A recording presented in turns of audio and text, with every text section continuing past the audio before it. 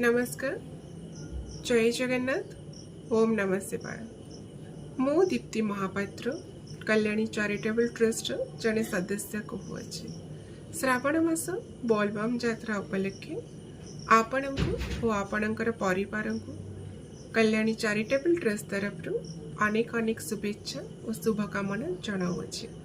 प्रति वर्ष भली एही वर्ष भी मध्य श्रावण मास बोलबम यात्रा उपलक्षे कल्याणी चैरिटेबल ट्रस्ट तरफ स्वतंत्र कार्यक्रम व्यवस्था करा जायथिला। सफाई करा जिबा सहित पानी बंटनर व्यवस्था एपरिक स्वतंत्र भाव में खीरी बंटनर व्यवस्था भी मध्य कल्याणी चैरिटेबल ट्रस्ट तरफ करा जायथिला।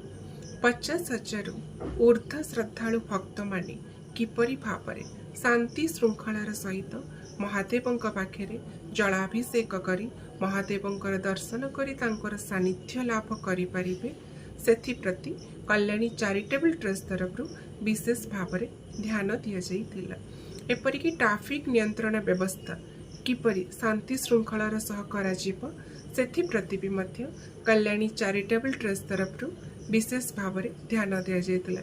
एपरिक अनेक महत् सेवा कार्य काउड़िया भक्त मानू कल्याणी चैरिटेबल ट्रस्ट तरफ प्रदान करा जाइथिला। नमस्कार। ओम नमः शिवाय। जय जगन्नाथ।